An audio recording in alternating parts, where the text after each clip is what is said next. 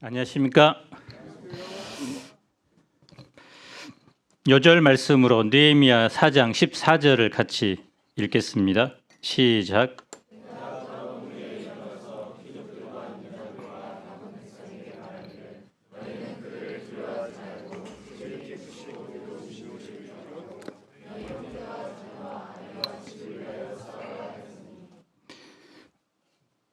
오늘 말씀은 성벽 건축 과정에서 벌어지는 외적 방해와 내적 어려움을 다룹니다. 느헤미야는 이것을 어떻게 극복합니까?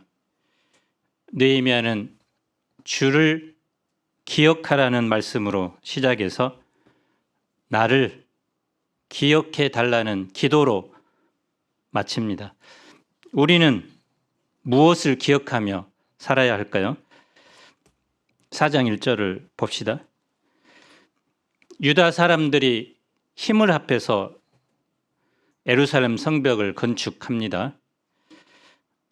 사마리아 총독 산발랏이 크게 분노합니다. 자기 형제들과 사마리아 군대를 모아놓고 유다 사람들을 비웃습니다. 이 미약한 유다 사람들이 하는 일이 무엇인가? 미약하다는 것은 시들어 말라 비틀어버린 상태를 말합니다. 오랜 바벨론 포로 생활을 통해서 국력이 쇠약해진 유다인들의 약점을 꼬집어 말한 것이죠. 비웃음은 계속됩니다. 그들이 성을 쌓아서 스스로 견고하게 하겠다는 것인가? 성 쌓기를 마치고 자기들의 신에게 제사를 드릴 수 있다고 생각하는가? 우리가 공격하기 전에 하루 만에 마치겠다는 것인가? 불탄 돌들을 흙무더기에서 다시 일으키겠다는 것인가? 곁에 서 있던 암몬 사람 도비야도 맞장구를 칩니다. 총독 말이 맞아요. 그들이 건축하는 돌 성벽은 여우가 올라가도 곧 무너질 겁니다. 지렁이도 밟으면 꿈틀거린다는 말이 있죠. 온유하고 순한 사람이라도 비웃는 말로 속을 뒤집어 놓으면 열이 받치고 화가 납니다. 분노에 빠지면 분별력을 잃습니다. 사람은 논리와 이성에 의해 행동하는 것 같지만 대부분은 기분에 따라 행동합니다. 감정을 건드리면 하던 일도 멈추고 맛부터 싸웁니다. 대적들은 대유다 심리전을 벌인 것입니다. 사실 그들의 말이 맞습니다. 유다 사람들은 미약합니다. 수가 적습니다. 성을 건축했다고 나섰지만 성을 쌓아본 적이 없는 초보 일꾼입니다. 여자나 노인들도 많습니다. 심리전에서 밀리다 보면 싸워보지도 못하고 포기합니다. 이것이 사탄의 수법입니다. 사탄은 우리가 하나님의 역사를 섬기고자 할 때도 우리를 비웃고 조롱합니다. 오랜만에 큰 마음 먹고 전도를 나갔다가 거절을 당하면 사탄은 우리를 비웃습니다. 그러면 그렇지, 네가 뭘 할 수 있겠어? 사탄은 우리로 스스로를 작게 여기고 낙심하게 만들고 결국 하나님의 일을 못하게 만듭니다. 요즘은 길이 정말 많습니다. 방법도 너무 많습니다. 구글, 유튜브가 지혜의 보고가 됩니다. 세밀한 통계와 확률을 뒷받침한 정보가 쏟아집니다. 이런 것들이 사실은 믿음의 관점을 흐리게 만듭니다. 하나님을 믿기에 점점 어려운 시대가 되어갑니다. 느헤미야는 이때 무엇을 할까요? 그는 기도의 자리로 나갑니다. 4절, 5절을 읽어봅시다. 시작.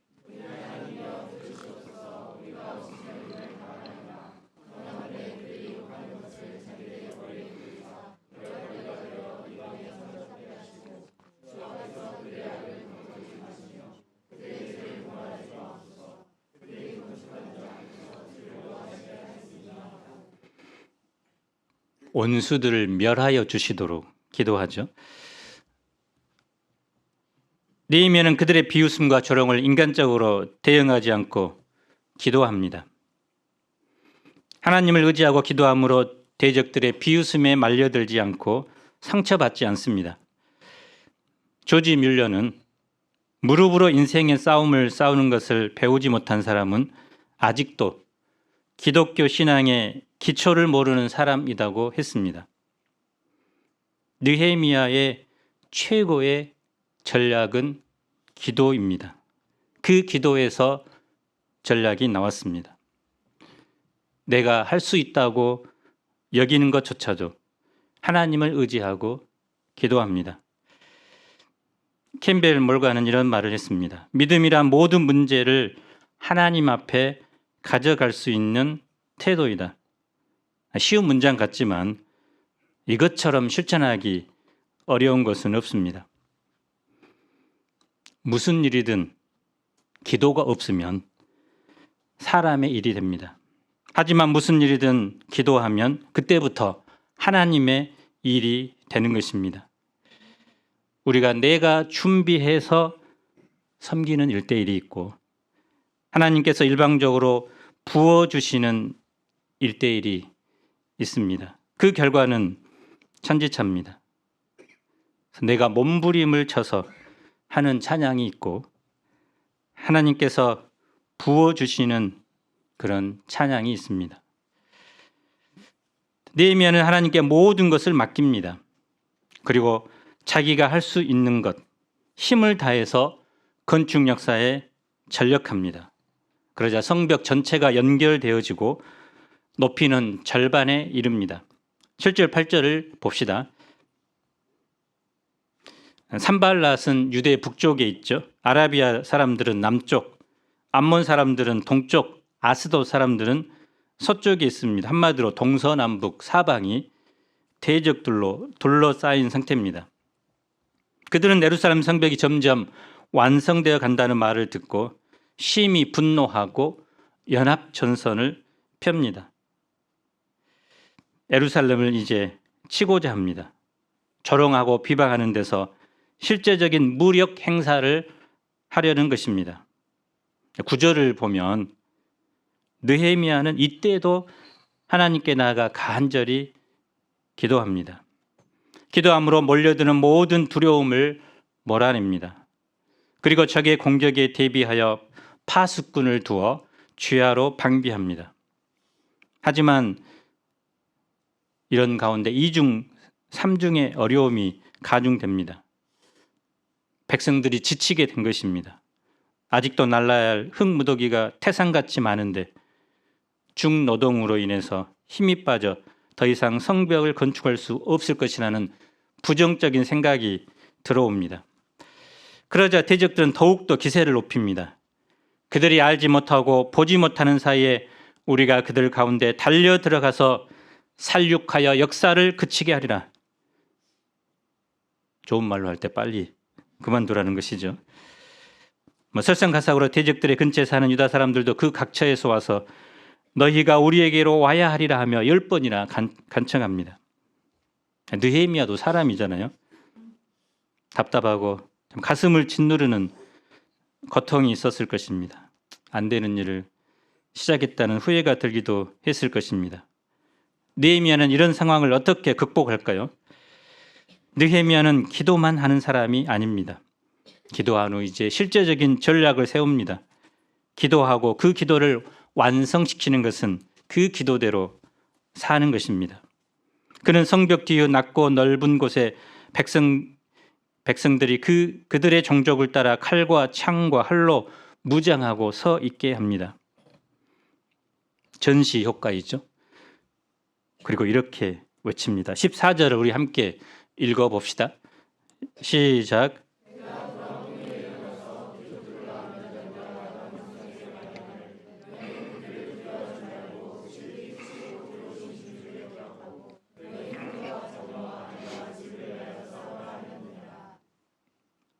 첫째는 기억하라고 합니다. 무엇을 기억해야 합니까? 지극히 크시고 두려우신 하나님을 기억해야 합니다. 이 말씀은 모세가 가나안 땅에 들어가기 전 이스라엘 백성에게 준 신명기 7장 21절 말씀입니다. 너는 그들을 두려워하지 말라. 너희 하나님 여호와 곧 크고 두려운 하나님이 너희 중에 계심이니라. 이 크고 두려운 하나님께서 과거 이스라엘 백성을 애굽 왕의 권세와 폭정에서 10가지 재앙을 내리심으로 그들을 건져내셨습니다. 홍해를 가르시고 그곳에 애굽 군대를 수장시키셨습니다. 이를 통해서 크고 두려운 하나님이 온 천하에 드러나게 되었습니다. 가나안 땅에 들어가서도 하나님은 여리고 정복부터 실제적인 전략을 주시고 큰 우박 덩어리를 보내서 가나안 사람들을 죽입니다. 때로는 태양과 달을 멈추게 하시고 친히 싸우셨습니다. 이스라엘 백성 가운데 승리를 주신 주님, 그리고 크고 두려우신 하나님의 이름이 온 천하에 드러났던 그것을 기억하라고 합니다. 우리도 마찬가지죠. 우리 인생 가운데 하나님께서 우리에게 놀라운 일을 행하셨습니다. 우리는 어려움에 처할 때 그 하나님을 다시 기억해야 합니다. 느헤미야는 대적들에게 향해 있던 백성들의 눈을 지극히 크시고 두려우신 하나님께 고정하도록 합니다. 하나님으로부터 우리의 시선이 멀어지면 그때부터 두려움이 찾아옵니다. 미약하여 보잘것없는 자신의 모습을 보고 주눅이 듭니다. 누구를 바라보는가? 누구를 기억하는 하는 것이 승패를 좌우합니다. 하나님을 두려워하십시오. 그분을 기억하십시오. 그러면 하나님 외에 그 무엇도 두려워할 필요가 없습니다.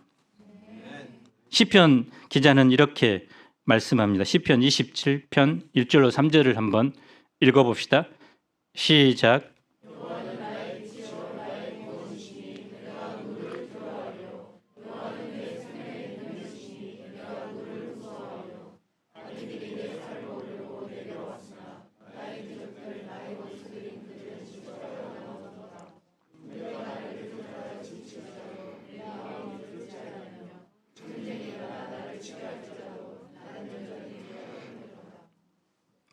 둘째는 싸우라고 하십니다.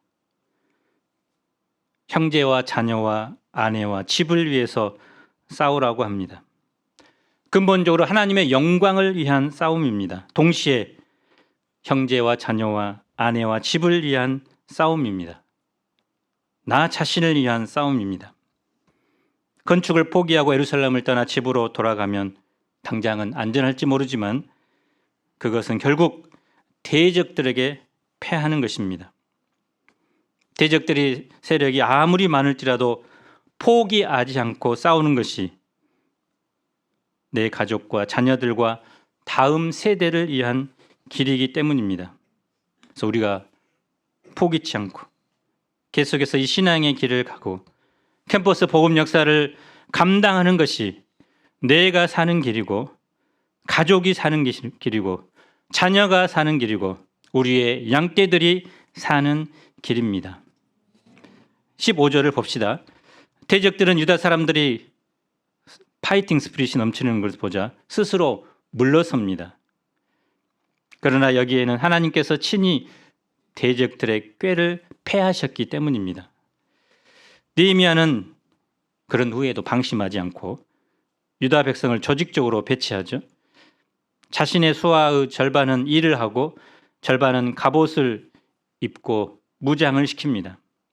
또 민장들은 유다 온 족속의 뒤에 있으면서 상황을 살피며 지원하도록 합니다.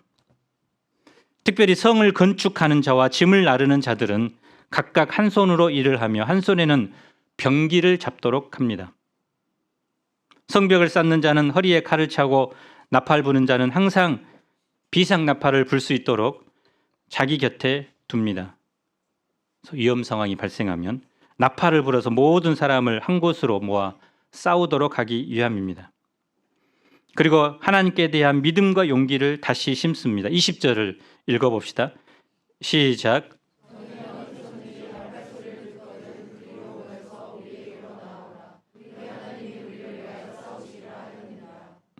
누가 싸우신다고요? 유다 백성들은 이제 한 손으로 일을 하며 한 손에는 병기를 잡습니다. 이거 쉽지 않죠? 두 손으로 해야 힘이 덜 들고 효과적입니다. 한 손에는 병기를 들고 한 손으로 일을 하니 얼마나 불편하겠습니까? 그런데도 언제 적들이 쳐들어올지 모르기 때문에 이렇게 하지 않을 수 없었습니다. 그래서 백성의 절반은 동틀 때부터 별이 나기까지 창을 잡습니다. 모든 사람이 밤에도 예루살렘 성 안에서 잠을 잡니다. 낮에는 힘을 다해 일하고 밤에는 파수를 섭니다.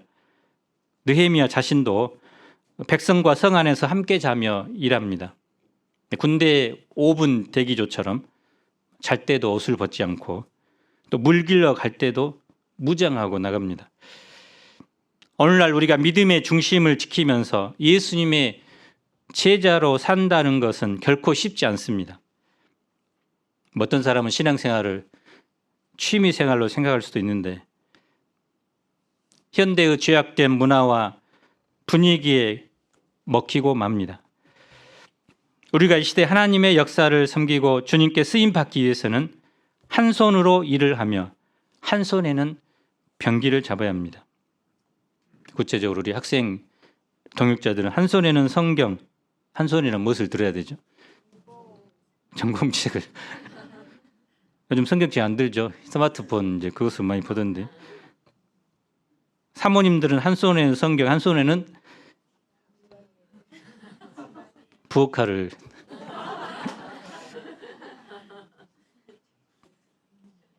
우리 학사 목자님들은 한 손에는 성경을, 한 손에는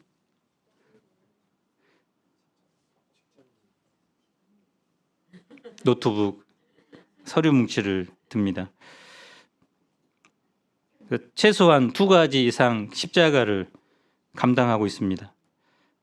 그런데 이런 생활은 일반 사람들보다 2배 이상 투쟁이 요구되죠. 직장을 마치고 집에서 편히 쉬고 싶은데 그것을 부인하고 교회에 와서 양들을 섬기고 또 해야 하는 그 수고가 쉽지 않습니다. 그런데 그것을 감당하는 우리 목자님들이 얼마나 귀한지 모릅니다.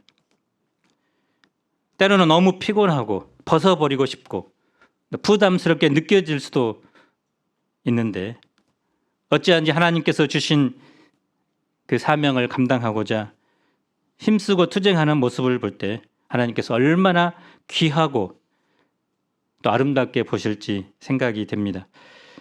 하나님은 우리가 십자가를 감당하고 어찌한지 투쟁하고 하면 감당할 수 있는 능력과 힘도 주십니다. 또한 하나님께서 우리를 위하여 친히 싸우시고 결국은 승리하게 하실 것입니다. 그런데 위기는 이것으로 끝나지 않죠. 어쩌면 더 심각한, 더 치명적인 위기가 다가옵니다. 그것이 무엇일까요? 5장 1절로 5절을 보십시오. 유다 백성 가운데 큰 부르짖음이 있었습니다. 백성들이 그들의 아내와 함께 그들의 형제인 유다 사람들을 원망합니다. 이 성벽 재건하는 일에 동참하는 가운데 흥부처럼 자식은 많고 하루 벌어 하루 먹어야 했던 사람들은 일할 수 없으니 이 집 저 집을 다니며 동량에서 자녀들을 먹어야 했습니다. 또 그때는 마침 흉년까지 들었습니다. 부유한 사람들은 창고에 곡식들이 넉넉하기에 충분히 버틸 수 있지만 약간의 밭과 포도원을 가진 사람들은 그것을 저당 잡혀야 생계를 유지할 수 있었습니다. 그 기회를 악용하여 부자들이 싼값으로 집이나 밭을 저당 잡아서 갚을 때는 높은 이자를 붙이게 하므로 폭리를 취했습니다. 빈익빈, 부익빈 현상이 점점 깊어졌습니다. 더구나 페르시아 정부에 무거운 세금을 바쳐야 했습니다. 이로 인해 자녀를 종으로 파는 경우도 생겼습니다. 공동체 내부에 생긴 심각한 문제가 한마디로 무엇입니까? 이 경제 문제, 곧 돈 문제죠. 부자와 가난한 자 사이에서 생겨난 돈 문제입니다. 경제 논리로만 본다면 부자들의 주장이 틀리지 않습니다. 돈을 빌려주어 마땅히 받아야 한다고 생각했습니다. 돈을 못 받으면 담보물을 처분해서라도, 심지어 채무자의 자녀들을 팔아서라도 받아야 한다고 생각한 것입니다. 베니스의 상인에 나오는 샤일록과 같은 생각을 했습니다. 그런데 하나님의 율법은 형제에게서 이자를 취하는 것을 엄격히 금지하고 있습니다.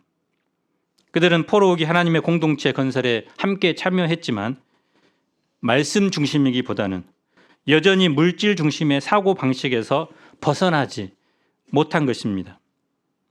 무엇보다 하나님의 백성이요 한 형제라는 공동체 의식이 부족했습니다. 만약 이 문제가 해결되지 않고 계속된다면 어떻게 될까요? 하나님의 백성의 공동체는 분열될 것입니다. 성벽 건축 역사도 더 이상 이룰 수 없게 됩니다. 설사 성벽 건축을 멋들어지게 해놓는다고 해도 분열된다면 아무 의미가 없습니다. 그들의 부르짖음과 원망을 듣고 느헤미야는 치밀어 오르는 분노를 참을 수 없었습니다. 어떤 분은 이런 말을 하더라고요. 분노도 리더십의 중요한 덕목이다. 여기서 분노했다는 것은 다른 말로 말하면 백성들의 눈물과 아픔에 공감했다는 것이기 때문입니다. 유체 이탈을 화법을 쓴 것이 아니라 공감한 것입니다. 원망한 백성들을 혼낸 것이 아니라 지도자들 그리고 제도적인 문제라고 판단하고 공감해 준 것입니다. 예수님도 성전에 가셔서 분노하셨죠. 심지어 상을 뒤엎고 장사하는 자들을 내쫓았습니다. 그런데 그 분노는 우발적인 분노가 아니었습니다. 요한복음 2장 15절을 보면 예수님은 노끈으로 채찍을 만들어서 성전에서 장사하는 사람들을 내쫓고 상을 엎으십니다. 예수님은 사회적인 문제와 백성들의 아픔에 깊이 공감하셨습니다. 요즘은 사회적 약자에 대한 공감이 부족한 시대라고 말합니다. 또 우리도 마찬가지입니다. 그래서 양들이나 또 리더들이 도움을 구할 때 자꾸 정답만 말하는 사람이 많죠. 저도 그런 사람 중에 하나입니다. 그들에게 말씀 보이면 다 돼. 기도하라, 기도해봐. 맞는 말인 것 같은데 영접이 안 되고 짜증이 나죠. 예수님은 병든 자, 죄인들을 함께 기다려주고 같이 분노해주고 공감해 주셨습니다. 사람은 답을 몰라서 고통하는 것이 아닙니다. 누군가 애로움과 슬픔에 대해서 공감해 주면 달라지고 변화됩니다. 예수님께서 육신을 입고 이 땅에 오신 것 자체가 연약한 인간에 대한 최고의 이해와 공감이었습니다. 느헤미야는 분노하는 것으로 끝나지 않습니다. 깊이 생각합니다. 그리고 실제적인 해결 방법을 제시해 줍니다. 그는 지도자들을 꾸짖습니다. 그리고 이 문제를 공론화시켜서 정면으로 다룹니다. 8절을 읽어봅시다. 시작.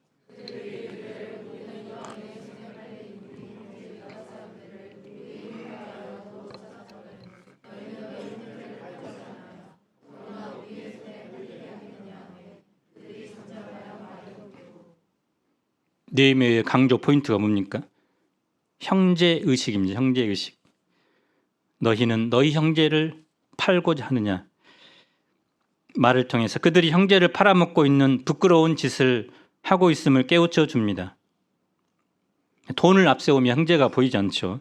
그러나 형제를 앞세우면 돈이 보이지 않습니다. 그런데 불행하게도 오늘날 우리 사회는 돈을 앞세우는 사회가 되었습니다. 돈을 앞세우다 보니 형제가 보이지 않습니다. 돈 때문에 형제도 몰라봅니다. 돈 때문에 부모도 팔아먹고 자식도 죽입니다. 그러나 하나님의 백성은 달라야 합니다. 돈보다도 예수 그리스도의 피로 한 하나님을 아버지로 모시게 된 형제를 먼저 앞세워야 합니다. 돈보다 형제를 앞세우는 공동체가 되기 위해서 선결돼야 할 조건이 있습니다. 그것이 무엇일까요? 9절로 11절을 읽어봅시다. 시작.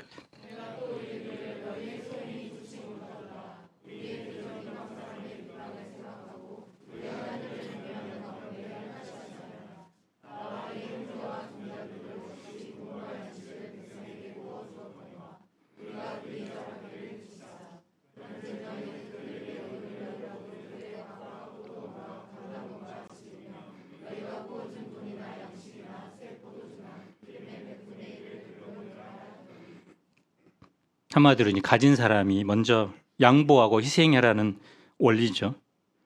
부자가 가난한 사람보다 더 희생하라고 합니다. 강한 사람이 약한 사람보다 더 희생하라고 합니다. 그것을 오직 하나님을 경외하는 마음으로 그렇게 하라는 것입니다. 금요일 날 배봉 UBF의 조불꽃 사모님, 부부간에 너무 금실이 좋아서 7명의 자녀를, UBF에서 7명 자녀까지 낳았는데 처음 들어봤는데, 한 6명은 들어본 것 같은데,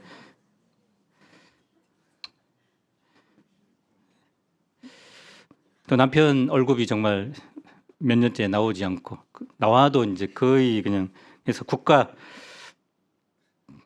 동의 지원을 받을 수밖에 없는, 그런 가운데서도 감사하면서 살고 있더라고요. 하나님께서 우리 광주 산부를 통해서 이 개척 UBF를 9개 개척 UBF를 섬기게 하시고 또 세계 곳곳에 또 도움이 필요한 또 선교사 또 자녀들을 구제하게 하셔서 감사합니다. 그러나 우리가 앞으로 더 우리에게 주신 하나님의 복을 다른 형제, 실제로 도움이 필요한 사람들에게 나누는 그런 삶을 살았으면 좋겠습니다. 느헤미야의 요구에 지도자들이 어떻게 반응합니까? 우리가 당신의 말씀대로 행하여 돌려보내고 그들에게 아무것도 요구하지 아니하리이다. 느헤미야는 제사장들을 불러 그 앞에서 맹세하도록 합니다. 또한 그 옷자락을 털며 이 말대로 행하지 아니하는 자는 모두 하나님이 또한 그와 같이 그 집과 산업에서 털어버리실지니 그는 곧 이렇게 털려서 빈손이 될지라 하며 저주를 선포합니다. 그러자 회중이 아멘하며 여호와를 찬송합니다. 이렇게 해서 내부 분열의 위기가 극복됩니다. 느헤미야는 14장 14절에서 19절까지 자신이 먼저 희생에 있어서 모범이 되었음을 보여줍니다. 페르시아 제국의 총독인 느헤미야는 마음만 먹으면 막대한 부를 축적할 수 있었습니다. 지배국의 관리가 식민지 백성들을 무자비하게 압제하는 것은 동서고금에 흔히 있는 일입니다. 그래서 아무리 작아도 권력이 있다고 생각되면 사람들을 누리려고 하는 것이 인간의 죄악된 본성입니다. 총독이 총독의 봉급을 받는다고 해서 아무런 문제가 되지 않죠. 봉급보다 더 많이 가지려고 착취를 하는 것이 문제이지 적정액을 받는 것은 아무런 문제가 없습니다. 그러나 느헤미야는 당연한 권리마저 누리지 않습니다. 오히려 성벽 건축 역사에 힘을 다해 헌신하고 자신의 종자들까지 동원시킵니다. 식사 시간마다 유다 사람들과 민장 150명을 초청하고 그 외에도 여러 부류의 사람들을 초청해서 식사를 대접합니다. 그래서 매일 소 한 마리, 살찐양 6, 닭도 많이 준비합니다. 우리 상훈 목자님이 축사를 하고 계시는, 매일 소 한 마리씩 대접할 수 있겠나요? 열흘에 한 번씩은 각종 포도주를 갖추어 대접합니다. 이거 보면 느헤미야가 그동안 벌어놓은 것이 너무 많은데 12년간 봉급을 받지 않고 대접한 거 보면 엄청난 희생을 한 것이죠. 보통 인간이라면 할 수 없는 그런 희생을 한 것입니다. 예수님도 이런 희생을 하셨습니다. 우리를 위해 자기 하나뿐인 그 목숨을 희생하여 우리를 구원해 주셨습니다. 기독교는 이 희생의 바탕 위에 세워진 종교입니다. 우리가 생명을 살리려면 또 이 시대의 영적 지도자로 살려면 이런 희생이 필요합니다. 느헤미야가 이런 삶을 살 수 있었던 비결이 무엇이었을까요? 그 원인이 무엇이었을까요? 15절은 이렇게 말합니다. 나는 하나님을 경외함으로 이같이 행하지 아니하고 나는 하나님을 경외함으로 이것이 그 이유입니다. 느헤미야는 자신의 능력이 뛰어나서 지금까지 자리에 오르게 되었다고 생각하지 않습니다. 또한 자신이 고위 관리이기 때문에 마음대로 행동해도 상관없다고 생각하지도 않았습니다. 느헤미야에게 총독의 자리는 자신의 능력이 아니라 하나님께서 세워주신 자리입니다. 총독의 자리는 누림의 자리가 아니라 섬김과 책임의 자리였습니다. 느헤미야에게 총독의 자리는 늘 하나님을 의식하며 하나님 앞에서 행하는 순종의 현장이었습니다. 오늘 본문은 이렇게 마무리가 됩니다. 19절을 읽어봅시다. 시작.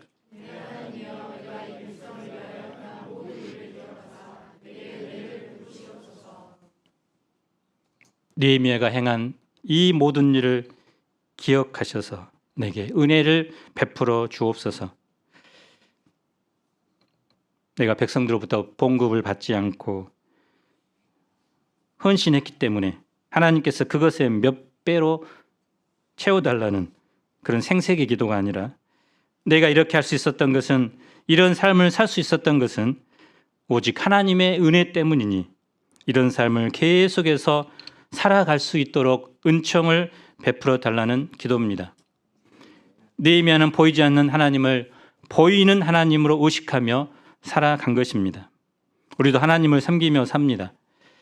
우리가 지금 가진 지위로도 충분한 많은 것을 누릴 수도 있지만 그것을 누리지 않는 모습을 보고 어떤 분은 이렇게 말할 것입니다. 당신은 어떻게 그런 삶을 살아요? 그러면 그 사람의 눈을 보며 이렇게 말하십시오. 나는 하나님을 경외하기 때문입니다. 우리가 충분히 많은 것을 가질 수 있음에도 불구하고 다른 사람들이 당신은 어떻게 그런 삶을 삽니까? 인정해 주지 않는 목자의 삶을 삽니까? 그러면 그분의 손을 잡으면서 나는 눈에 보이지 않는 하나님을 눈에 보이는 하나님으로 여기며 살기 때문입니다. 이렇게 고백하십시오. 결론적으로 성벽 재건 역사를 이루고자 했을 때 많은 내외적 방해와 어려움이 있었습니다. 느헤미야가 이 모든 어려움을 극복할 수 있는 비결은 바로 크고 두려우신 하나님을 기억했기 때문입니다. 우리에게 크고 작은 방해와 두려움들이 있습니다. 그것을 극복할 수 있는 길이 무엇일까요? 내 인생에 놀라운 일을 행하신 그 하나님을 다시 기억하는 것입니다. 우리가 하나님을 기억하면 하나님도 나와 우리의 삶을 기억하시고 복 주실 것입니다. 우리가 크고 두려우신 하나님을 기억하고 나와 가족과 자녀와 양들을 위해 끝까지 믿음의 선한 싸움을 싸워 갑시다. 제가 기도하겠습니다. 거룩하고 은혜로우신 하나님 아버지, 우리에게 크고 놀라운 일을 행하셔서 우리를 구원하시고 우리를 모든 어려움과 환난에서 지금까지 건져내 주시고 또 인도해 주시고 또 함께해 주신 은혜를 감사합니다. 그러나 우리가 또 다른 어려움과 고난들을 맞닥뜨렸을 때 이 하나님을 기억하지 못하고 두려워하고 낙담할 때가 얼마나 많습니까? 우리가 크시고 두려우신 하나님, 이 하나님을 기억하게 하시고 느헤미야처럼 늘 기도의 자리로 나아가게 하시고 기도할 때 하나님께서 감당하고 이길 수 있는 능력과 지혜들을 부어주시기를 간절히 기도합니다. 주님의 영광을 위해서 나와 가족과 자녀들 양들을 위해서 저희가 믿음의 선한 싸움을 계속해서 싸울 수 있도록 도와주시기를 기도합니다. 예수님 이름으로 기도합니다. 아멘.